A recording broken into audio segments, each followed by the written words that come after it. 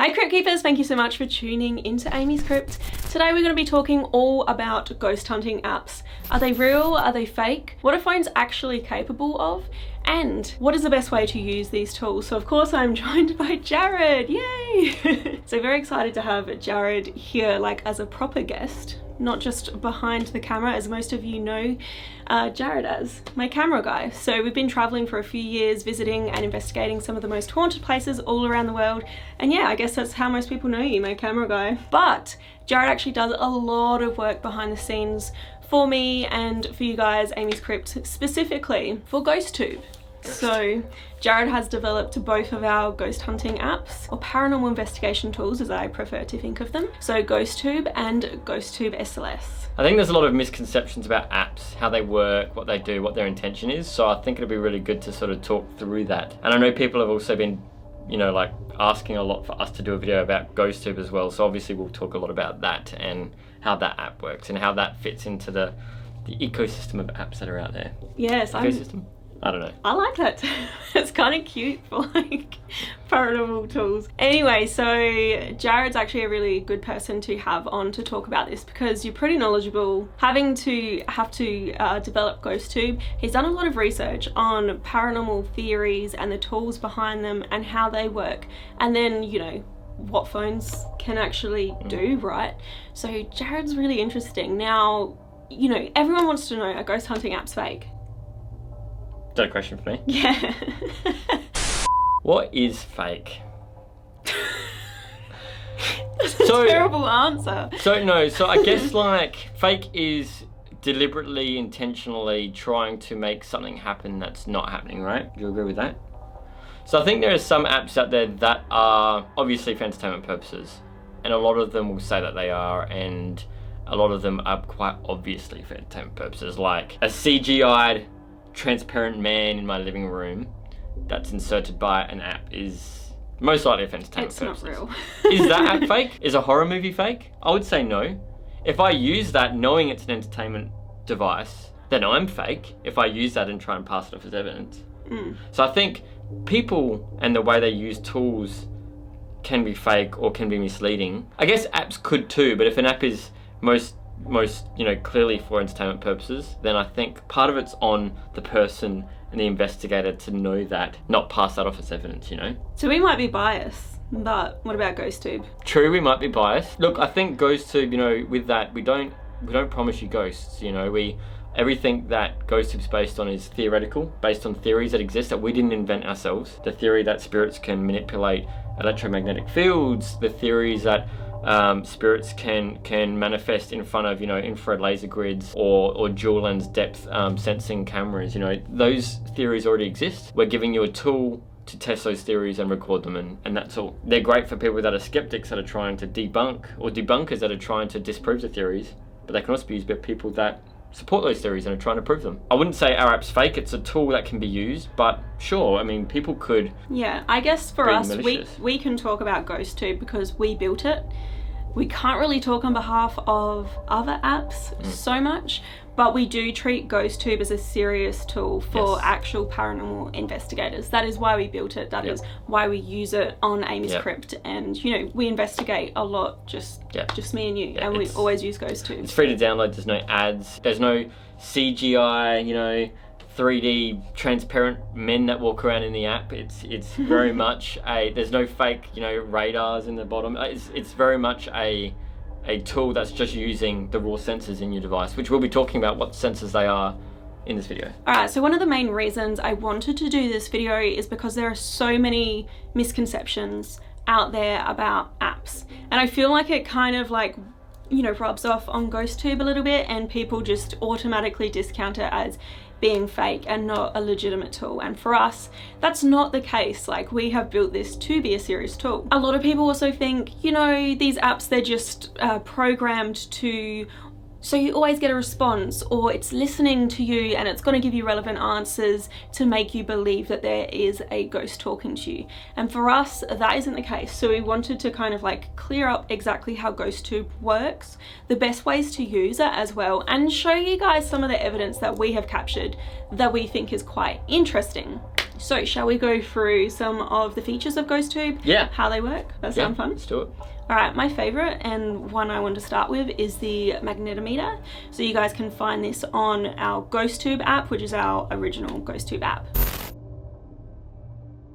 Alright guys, so the magnetometer on our GhostTube app is basically testing the thought that ghosts or spirits can manipulate electromagnetic fields. So you can kind of think of it as other tools which are very traditional in the ghost hunting or paranormal investigation space. So one of these tools that you see a lot of, people using is the K2. So the phone works in a similar way, provides similar readings, and I'm going to get Jared to explain exactly how GhostTube uses the tools already in your phone to detect this electromagnetic stuff. So guys, your phone has a magnetometer. Well, if you've got GhostTube it does, because if you didn't, it wouldn't let you install it. And a magnetometer is pretty much a compass, and it's actually used in your phone by apps like Google Maps and navigation apps as a compass. But we don't use it as a compass, we use it to detect magnetic interference.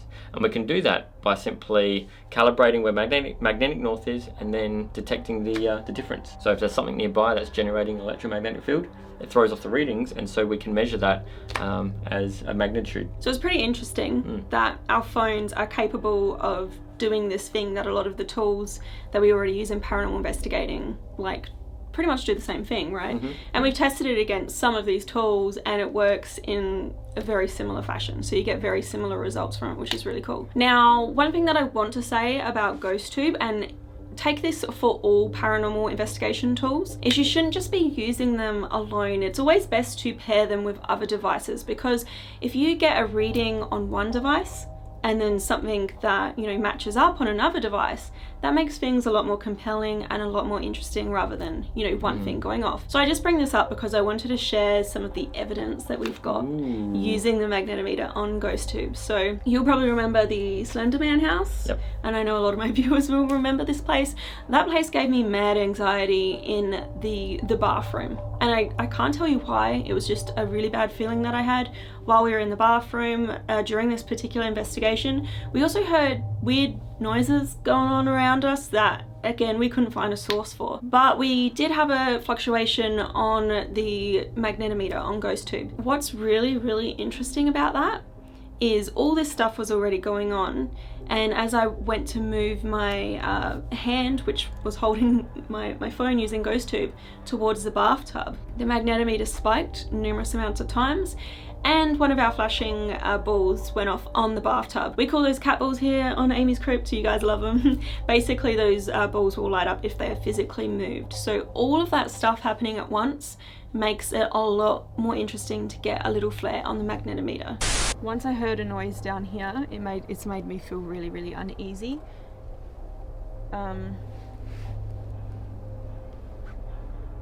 Maybe you should put GhostTube there. There's a brick where the cat ball is. Ooh. You getting magnetometer while that's going off? Yeah, I am. Ball is. Ooh. Ball is. Ooh.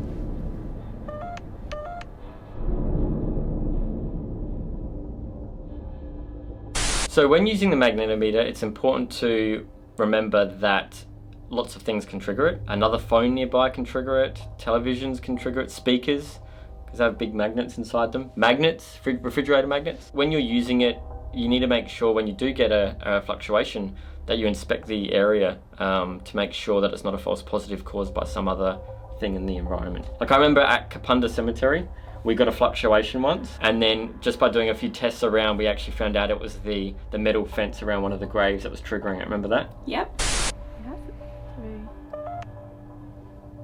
Alright, so I'm pretty sure my magnet reader's at the top of my phone, right, Jared? Yeah, it depends on the phone, but I think yours is, yep. And check this out. Like, pretty much if I touch this... Okay, so... What the heck is in these? Does this one do it? Yeah. They all do. Okay, noted. So yeah, always make sure that you inspect for any interference. Secondly, try to hold the phone as still as possible. You'll always watch Amy holding it like this in her videos. She's not going like this, she's normally just holding it still. Or if you like to record with it, just try to hold it as still as you can. Because imagine if you had a compass and you're waving it around, do you think it's going to keep pointing? Do you think it's going to keep pointing north? No, it's going to be spinning all over the place. So similarly, if you're moving your phone violently around, hopefully not too violently, it's going to normally spike and trigger. Okay, so try to keep it, not, you don't have to, you know, be really like stiff with it, but just, you know, try not to move it around too much. So Amy will normally... Sometimes it's even good as well, we've been doing, where you kind of just put the phone down, put it on the floor, step back. You know, maybe you've got a shy spirit that is a bit scared to go up to the phone. So. That's even better if you have it still, but not necessary. You know, GhostTube was designed so you can record and move around, but you know. Another thing that people have said is, I've got two phones next to each other and they're not getting the same readings, this must be fake. Got to remember, phones emit a magnetic interference as well. So if you have two phones next to each other, it's actually voiding all of your results because the components of one phone is going to influence the components of the other. So, no, can't do that.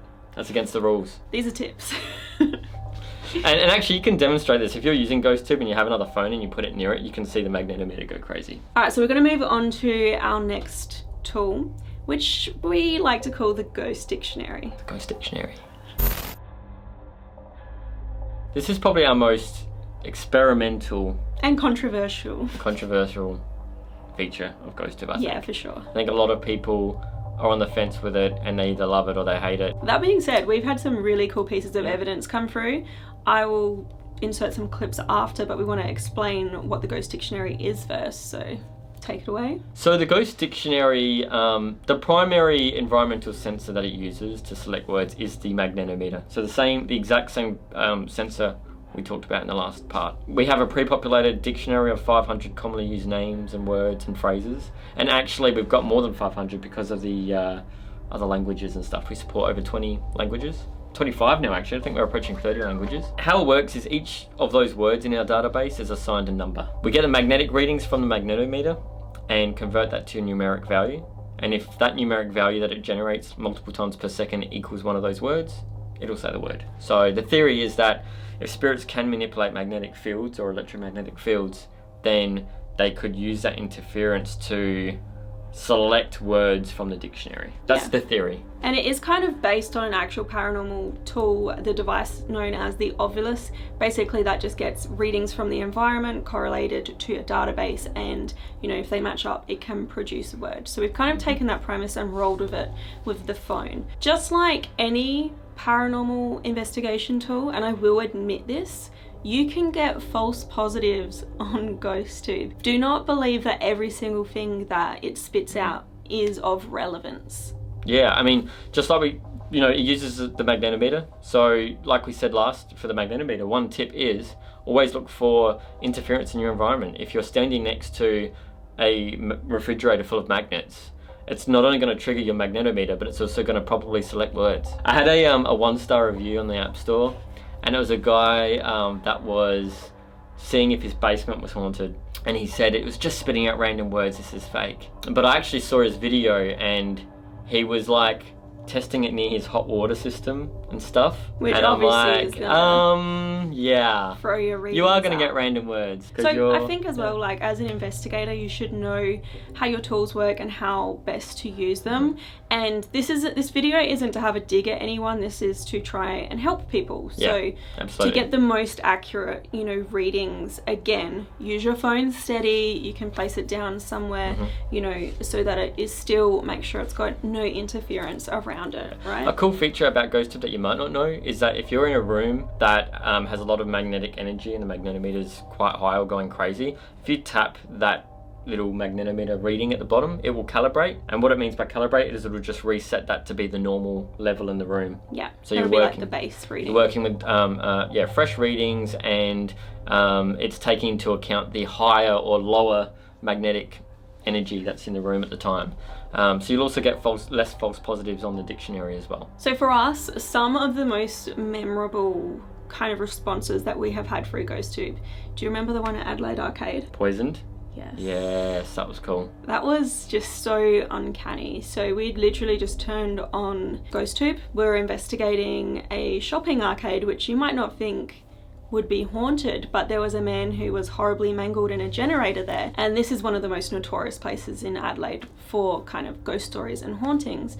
One of the first words that popped out was poisoned. And although that has nothing to do with the man who was mangled, there's another ghost story there where a young boy was poisoned. He died of coal gas poisoning. A couple of weeks later, his mother took her own life, and she actually poisoned herself. So that became very relevant, and just like, you know, out of 500 words, something just to pop up like that, just kind of chilling. Also, we do have a new feature on GhostTube. Unfortunately, this one at the moment is only available on Android. Poisoned. Android. That's interesting. Also, you won't know this yet because you haven't edited the video and you weren't with me at the time. And you won't know because the video hasn't aired yet. But in an upcoming video, I did a solo thing in a prison cell. A shower block in a prison. And I asked, I think it was like something like, why are you here, or what was your crime, or something like that, and it said murder. Oh, that's scary. That's pretty cool. I mean, scary, but just super relevant to what I asked. And, you know, out of 500 words, for it to say that one was pretty cool. And a lot of murderers passed through there. Yeah. Murder. And I couldn't kind of like leave this little segment here without showing my favorite GhostTube response ever. So this one came when we were investigating a local cemetery to us. This place is said to be quite haunted. You know, it's alleged that satanic rituals and the like went on here, but I don't know how much I kind of buy into that. There have been a lot of people to have paranormal experiences here though. One time we went up, we were using the GhostTube app, and we got the word George through. And it just so happens that we were standing like, I don't know, 3-4 meters away from a George who was buried at the cemetery. What's your name? George. George. Thank you for telling me your name, George. Oh, Is that a George? George. Yeah, okay, so right where we were standing, guys, there's a George right here. Now things got even juicier. We actually returned to the Yulee Road Cemetery, I don't know, a couple of months later. Completely different night. Again, using GhostTube, and we were kind of hanging around George's grave because we thought, oh, that's so nice that like George maybe wanted to talk to us. And then through GhostTube, we got the word Elizabeth. And it turns out Elizabeth was George's wife and is buried next to him. And we didn't know that. We only knew because we shone the torch on the grave and seen it. It was crazy. So crazy. Yeah. George, we're here to talk to you. Can you give me a word that shows me that you're here on this device? Elizabeth. That scared me. Elizabeth. Yeah, it says Elizabeth. Is there Elizabeth over around here? I think that's kind of weird because I think his wife is Elizabeth. Oh really? Does it say on the grave? Does it? I can't actually remember because I did some research online about him. It actually does. Elizabeth Davey. Does it really? Yeah. Holy Okay. That's cool. Okay, weird. Next sensor we are talking about, guys, is the proximity sensor. Proximity sensor. Alright, so the proximity sensor, this one is easy to explain because it basically measures proximity. If anything gets close to the particular sensor that we utilize, it will alert you. It will make a beeping sound and you'll get a little red flashy thing on screen. So when we talk about proximity sensor, I'll show you a highlight of what that thing is on screen now. But basically I'm going to get Jared to open GhostTube and he'll show you what you can do with your phone, what it sounds like. And a lot of you have probably seen me do this on my channel to kind of demonstrate it to the spirits that I'm reaching out to. So I'll say you can come close to the lights in my hand, and if you do that, you know, we'll know that you're here. If you go like this. So as you can see, it's triggering noise and something's lighting up, and we're not actually physically touching my phone. Yeah, we're about an inch or two away from the phone. Yeah, so it's a small sensor, but it's not like custom made to be a paranormal tool. So do you want to explain exactly what we're using in the phone right now? Yeah, so the proximity sensor is a little infrared light, and its intent is so that when you answer your phone, it detects your face and shuts down the screen so that you don't accidentally touch buttons with your cheek. So that's what its purpose was. And we're simply using it as a proximity sensor in a similar way to like how people use the REM pod. Or more so the paranormal music box. Or the paranormal music box, yeah. REM pod uses slightly different technology, but yeah. The paranormal music pretty box... much the same as that, except on a mini scale. And the paranormal music box, yeah, it does use an infrared light, so it is the same, sort of the same thing as that, except a lot smaller. So it can detect anything up to a few inches from your device, just an extra feature we added. Yeah. Those of you using Apple do not have this feature, and the reason is that Apple doesn't allow developers access to the proximity sensor in the way that we're using it. So unfortunately, for the time being, no proximity sensor in Apple. Yeah, we are keeping an eye on it though, so yeah, hopefully one day we're able to kind of utilize that. Also, for anyone on Android wanting to use this, you may have a slightly different location where your proximity sensor is. Mine is kind of like up here in my phone, but you know, yours might be under a pixel in the actual screen. So where it triggers may be slightly different depending on phone models. I don't have any evidence to kind of show you of this triggering on any of our paranormal investigations. It has never triggered for me. I have had some of you guys reach out to me though, and it's always amazing to know when, you know, my viewers or other investigators are using GhostTube. That's like really, really exciting to us. And we have had people tell us, you know, I was investigating my local cemetery and this thing went off. It was amazing.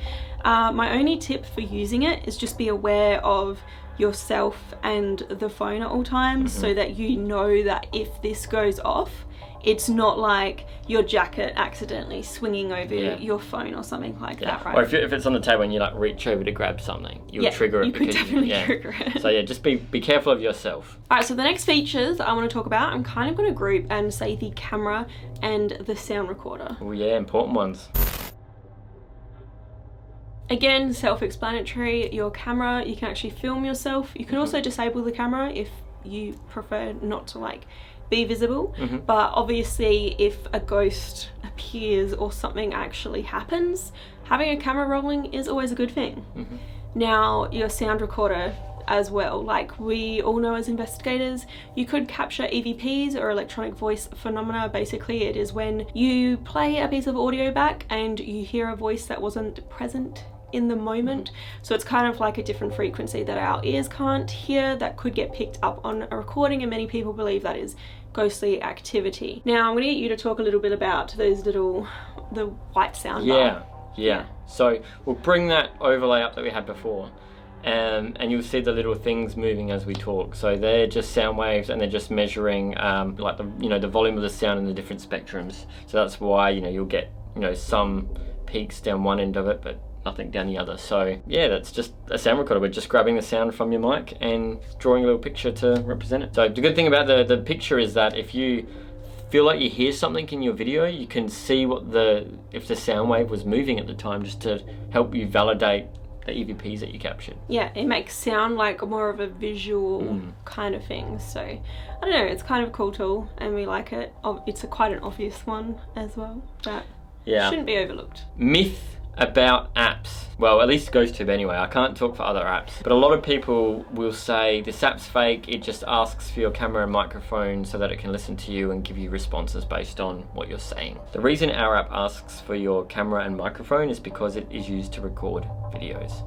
And if you want sound in your videos, you need your microphone on.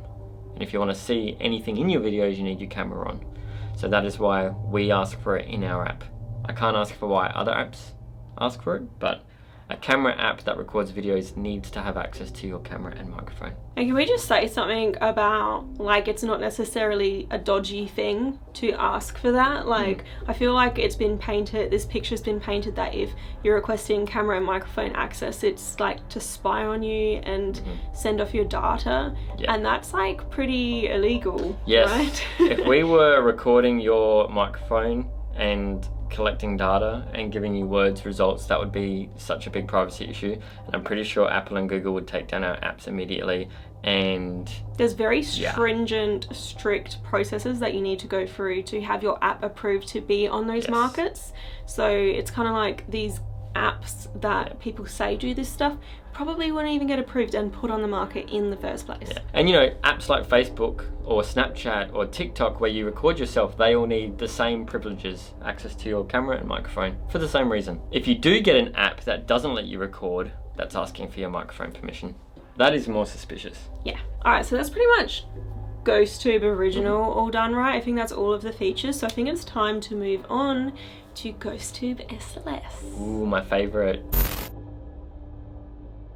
Alright, Jared, you might want to explain what the heck is SLS. So SLS stands for Structured Light Sensor, and it's used traditionally by paranormal investigators to scan the depth of the environment and map out the environment in 3D, and then look for people-shaped objects. And normally it just picks those people-shaped objects that it detects as a little stickman figure on screen.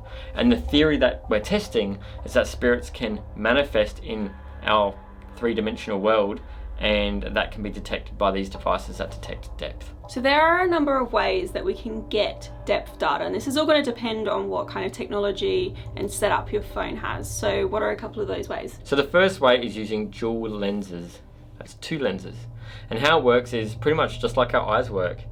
You know, we've got 2 eyes and we can see depth. I can see this camera like about a meter from in front of me. I can see Amy like right here.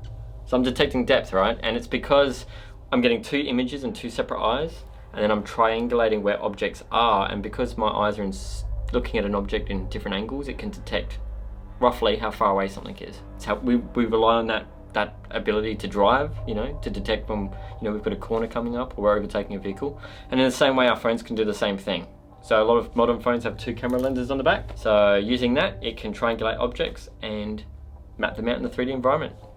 There is another way though, a more precise, high-tech way, right? There is, yes. Some critics of the dual lens method will point out that you need light because you're using camera lenses, so you have to be able to see in the dark. But this new technology, you don't. So in my hand, I'm holding the iPhone 12 Pro, something, whatever.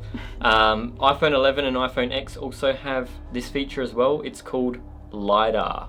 Now, I actually forgot what LiDAR stands for. Light Detection and range. Light detection and ranging. Yeah. LiDAR. Anyway, it's LiDAR. What LiDAR does is it emits a grid of infrared light, so little dots which you can see on an infrared camera but you can't see to the naked eye. The phone will detect how long it takes from those little dots to hit an object and bounce back into the camera, and therefore it can detect how far away things are. And so using that, it detects depth, maps out the 3D environment, and then looks for people-shaped objects. It's interesting, this technology as well, because you might think, why the heck would a phone have that? So if you've got a phone that you've kind of like unlocked using your face, it's actually emitting little lasers all over your face to unlock itself. Yeah, the face unlock feature on the iPhone does that. So right now there's all these invisible dots on my face.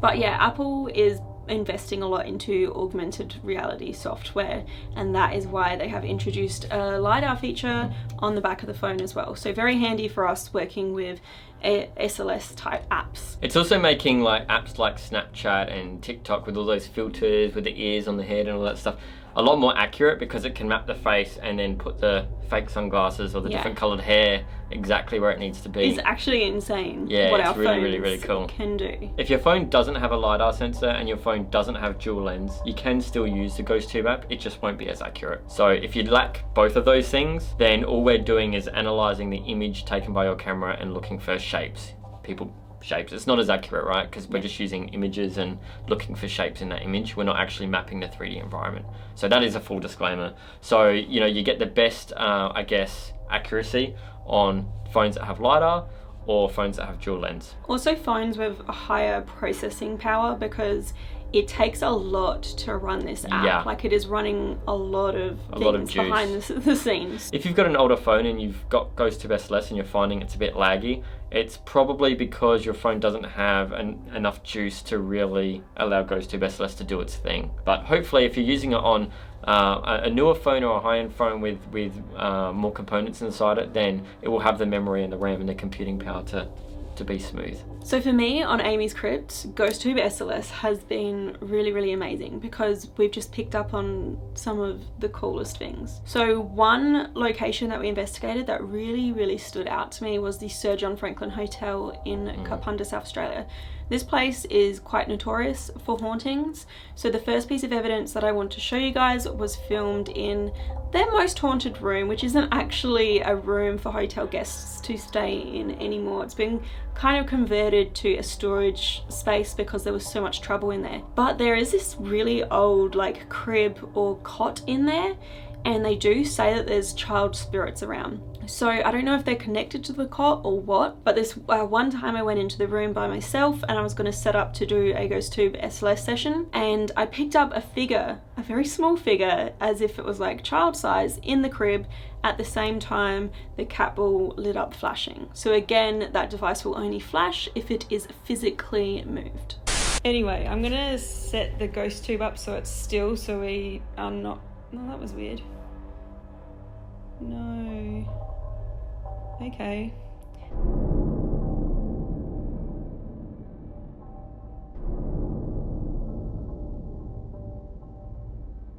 It's sort of weird because every time you get something on SLS, normally it's paired with something else, like the cat ball going off. Like, I think all the examples I can think of, it was paired with something else that was going off, another piece of equipment going off at the same time. Well, at this very same hotel, I also want to talk about the other figure that we picked up, you know, the one in the hallway. So there's a hallway in this hotel, a staircase where a man fell down, hit his head, bled to death. But there's also been a woman sighted in the same area, and we left like a locked off camera there, left GhostTube SLS running for a long time.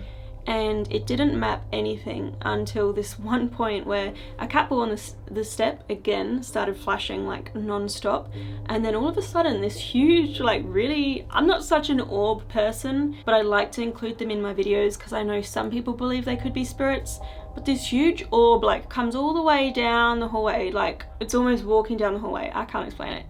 And then a figure appears, and the figure looks like it's walking down the hallway. It comes closer towards the camera. It's crazy. So creepy. Yeah, yeah.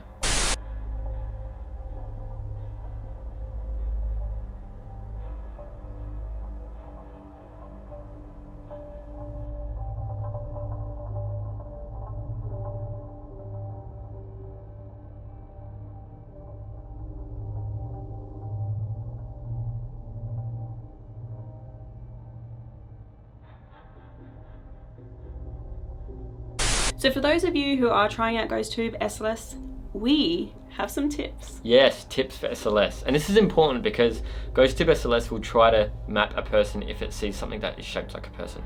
So it can give off false positives. If you're pointing at a coat rack, a wallpaper on the wall that's got a weird pattern, or, you know, a pile of clothing on the floor of your bedroom, you know, it can detect shapes, and it doesn't necessarily mean it's paranormal. So my tips are these. 1, always use in a moderately lit room. Even if your phone has night vision with the LiDAR sensor, we still recommend it because the algorithm that our app uses both the depth data and the camera data for more accuracy. So you should have lights on in the room, or at least a little bit of light. 2nd, this is optional, but we always like to have our GhostTube SLS app on a tripod still so that the camera is still. Because if you're moving around, you're more likely to get figures in random shapes that are in the room, in objects in your environment, right? Whereas if it's still and you see that it's not detecting anything from the beginning, then you know that it's not accidentally picking up something. Yeah, and that obviously makes it a lot more interesting if you're filming something for, say, an hour and there's nothing in the room, and then for, like, you know, a few seconds there's a figure. Yes, much more compelling. To me, that is so much more compelling than just running around, like, moving the app really fast, you know. So another tip is to make sure that when you do get something, always think about what could have caused that figure to appear. So look around the room. Is there any object shaped like a person that may trigger? Is there a photo of someone on the wall? Is there someone on the TV? Is there a poster of your favorite celebrity? Is there a doll? You know, all of these things are shaped like a person. They've all got a head, they've all got limbs, they've all got a body. So the app will treat those as figures and map them. It doesn't mean that they're ghosts. It just means it's detecting a person. So always think what could have caused this. Other things that could cause it to trigger: wallpaper on the wall that has certain patterns, or if you're filming, like, you know, a bush or a tree that's got, like, you know, branches, that's like, you know, a body with limbs. It looks like it has limbs, or it looks like it has a face, it could actually map it, thinking that it is a person. Another thing that kind of ties into this group as well is replication. So let's say, you map a figure. If you can keep replicating that in the exact same spot every single time, it probably is a false positive, because there's probably something about the nature of what you're filming that seems to the algorithm and the software like it's a person. So try to replicate it. But as you know, as we mentioned, having it on a tripod it kind of like takes that step out. You don't need to replicate it because it's the one spot consistently the whole time. I guess the final tip for SLS is just, again, to make sure that you're using a device that's got enough juice. It's doing really complex calculations to analyze the environment and detect people. So it's not a simple tool. And, you know, some of you guys were disappointed that you weren't able to download it. And, you know, you get a little message in the App Store saying this phone is not compatible. You really need to use a phone that's got the juice to really run it. And unfortunately, we can't change that. We've done our best to be as inclusive as possible, but we also want the app to function as highly as possible. And yeah, just some devices just don't have it in them to kind of produce the results we need. So unfortunately, it's only going to kind of work on some devices. I mean, I think it's a great tool, and I hope that people kind of have fun using it as well and get really great evidence. I mean, tag me in any compelling videos and stuff. Like, let me know when you guys pick things up, because it interests me so much and I love to see people using it. We have though had some trolls, like yes, we have had some trolls. I had one on TikTok the other day saying how fake and the app was, but they were just going around filming random crap in their house. And it's like, yeah, if you film something that is a mess or shaped like a person, it's going to confuse the app and it's going to potentially map something. It's like, why would you be investigating your coat rack anyway unless you've got a haunted coat rack? Like, why are you there filming it? Yeah. Like, and you know, like I said earlier, people can be fake, but the app isn't. The app's trying to map a person.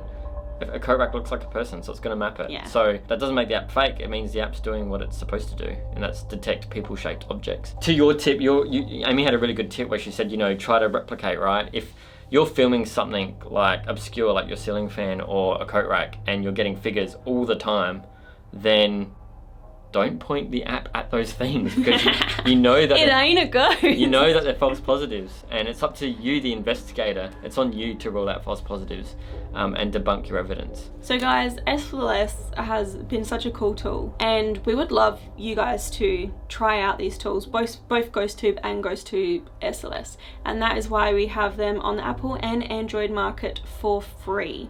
So go try them out. If you like the tools, you can always upgrade to like a premium subscription where you get, you know, full use of all of the features. But yeah, they're free to use. We're independent creators, so just downloading it, you know, and if you like it, give it a 5-star review.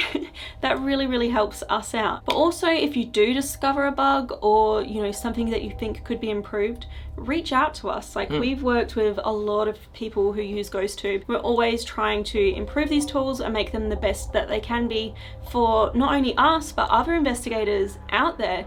So we've recently worked with some people with feedback and implemented like a catalogue of all of the your most recent Ghost Dictionary responses. So it will basically track all of your responses, and then you can kind of look back and see if there's any patterns. Yeah, that was actually something that someone suggested in a review. Well, multiple people suggested it actually, that, you know, you got words but you couldn't see what words were previously said. So we've implemented that. We've implemented additional languages. We fixed bugs when people said that the app was crashing or, you know, at certain points in time. We fixed those. So yeah, always making improvements. So we definitely need help from you guys if you find something, particularly Android. Android is very difficult because, as Jared mentioned earlier, there's, you know, thousands of different types of phones on the market. We don't own that many phones, so it's very hard for us to test on specific devices. So, you know, the app's working perfectly for all these people, and then there's, you know, one device that there's just this little bug on. So it really helps us if you can give us sort of feedback. But I think for this video as well, we also kind of want to talk about our journey with GhostTube, and it's been a long one. So when did you start working on GhostTube? That was in 2018, and it was while we were staying at the Skirrid Inn. We're staying at the Skirrid Inn. Yeah, we were staying at the Skirrid Inn in England. Towards, like, I'd say mid 2018, and we came up with the idea of GhostTube. Jared started coding it that night that we filmed at the Skirrid Inn. So if you go back and watch the Skirrid Inn episode, that is the night that the idea of GhostTube was conceived. Born? Anyway, conceived. That is the night that the idea was invented. Let's just go with conceived. And that is also the night I began working on it. And fun fact, the idea behind GhostTube was actually Amy's idea. How did it come up? We were on a road trip and we were driving to the Skirridin through the countryside, and I said, Jared, why don't you ditch that other app idea that you're working on and make this app idea that I have? And I envisioned it kind of as a Snapchat filter, but the Snapchat filter is actually interactive and is a real ghost hunting tool. Yeah. That's pretty much what GhostTube came out Snapchat for ghost hunting. And at the time we were backpacking around Europe to film episodes for AmysCrypt. So all we had was the backpacks on our back. We didn't have any luggage, we didn't have any suitcases, none of that, just a backpack. So Amy only had room for you had a spirit box and a flashlight. I think that was it. A really flashlight. So this is when Amy had not many followers, she didn't have much ghost equipment either. And so for Amy and I, it was sort of like a way that we could have multiple, I guess, paranormal gadgets without having to carry physically any additional gadgets. Yeah, so. I mean, we couldn't afford ghost hunting tools. We were backpacking, so we didn't have the space or capacity to carry them, and we had no fixed address for over a year. So we couldn't get anything shipped to us. Yeah, you know? So inventing our own tool and having it on a phone, which we had with us all the time anyway, seemed like a pretty good idea. And while we were backpacking and traveling and Amy had a ghost thing, I had nothing. So I was like, I might as well just make this for Amy because I got nothing else to do other than following her around to all the haunted places that she wanted to go to. Yeah, true. But a big thing for us was making sure that the app is always free. So yes, there's the ability to get extra features in there, but the core functionality is completely free forever. There's no ads, it's free. I also really wanted a tool that, I could use and have a serious tool for me, but I also wanted other investigators to use it, and it means the world to me that so many people are using GhostTube and supporting GhostTube. And, another reason why we wanted it to kind of be this free tool is because ghost hunting gadgets, I hate to say it, but they are so expensive, so overpriced for what they are, and they're kind of these flimsy, cheap little things. Even my spirit box, it comes with a speaker that doesn't work.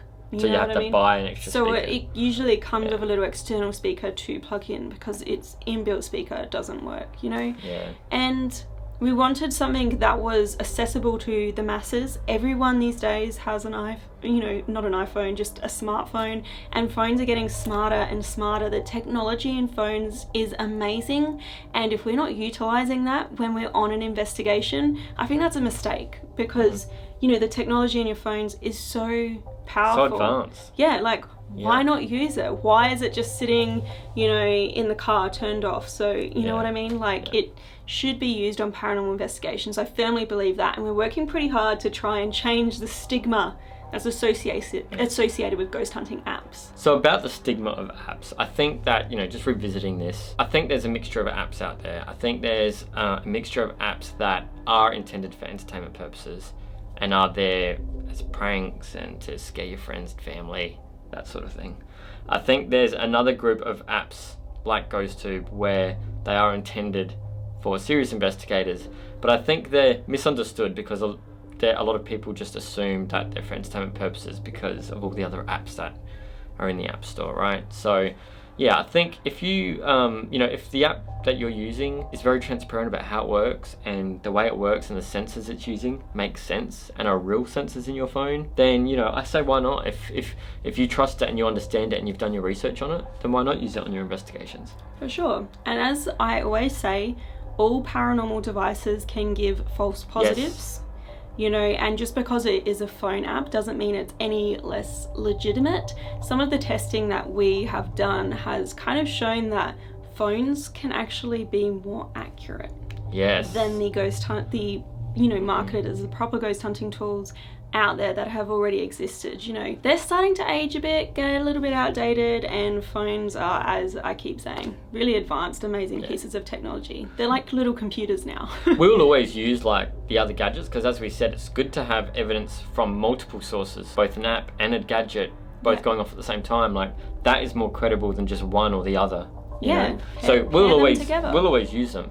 But yeah, I think it would be silly just to discredit phones because they are so powerful. Once you understand how these sensors work, it becomes much easier for you to point out false positives or debunk your evidence. And just because there are false positives and there are things you need to debunk in the app that you're using, it doesn't necessarily mean the app is fake. All paranormal gadgets can give off false positives. That's it. It's not to say every single thing that happens is a ghost. No. So it's very important. Yeah, and a good example of this is a lot of people say that they see ghosts in their photographs of friends and family, right? And that either the app's fake because that family member's still alive.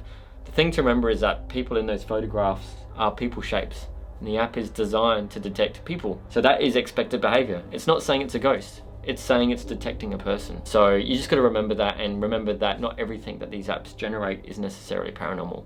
And it's up to the investigator, you guys, to debunk those and make sure you rule out false positives and other things that could be causing the app to react. All right, Jared, so I think we've spoken for a long time. Yeah, I hope you guys aren't bored. Do you guys like hearing about GhostTube? I don't know. Yeah, let us know. Like, I recently had one of my patrons ask me to do like a rundown of all the equipment that I use, and Jared and I had been speaking for so long about doing a GhostTube how it works. So let me know if you guys are interested in other videos like this that, maybe talk about other equipment, or we could, go more in depth with GhostTube. I don't know what else people kind of want to know. Maybe in the next video we can open your box and show everyone your gadgets. Oh, it's a mess. We'll clean it beforehand and then we'll show the gadgets. Oh yes. So I also wanted to let you guys know while we're here, we actually finally have GhostTube merch. Finally. Yeah, so I'm going to be putting a link below, so if you guys want to grab t-shirts, hoodies, whatever you like for yourself, it just goes back to helping us.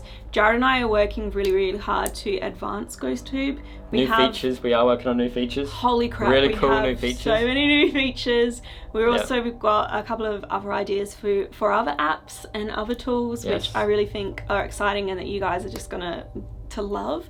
Don't hold your breath though, because they're going to be months away. Yes, but, so it is like running GhostTube is literally a full-time job for Jared, and he already has a full-time job. So I work 2 full-time jobs. Yeah, he's I don't have a life. up all night. I'm up all night and I work every weekend. Yeah, so this literally has consumed our life, but we have made these tools in the hopes that it helps other investigators and that people will use them. So download them, they're free on Apple and Android, give them a try, let us know your feedback, and yeah, we just love to hear from people when they actually capture stuff as well. It's really, really cool. We've had some people send us some videos and they look pretty cool. Look, I know this has been like a really different type of video, but I do hope that you guys have enjoyed it, or it's at least been informative in some way. If you guys did like it, please remember to like, comment, share and subscribe. That really, really helps me out. If you want to do any reading about any of the haunted places around the world that Jared and I have visited, then head to AmysCrypt.com. You guys can also follow me at AmysCrypt on Facebook, Twitter, Instagram and TikTok.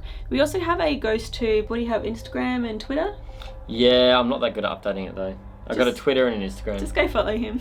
Give me a follow. Oh, I've got a YouTube. I've got a YouTube too. And a YouTube. Go with subscribe. No videos, so go subscribe, yeah. Oh yeah, go subscribe. Maybe one day we'll post a video. Maybe. I don't know. But we also post bonus content on my Patreon and my YouTube members, which are linked below. And we are going to film a little like update video just after this one and post it there. So yeah, go check them out. But thank you so much for watching, Crypt Keepers. Until next time.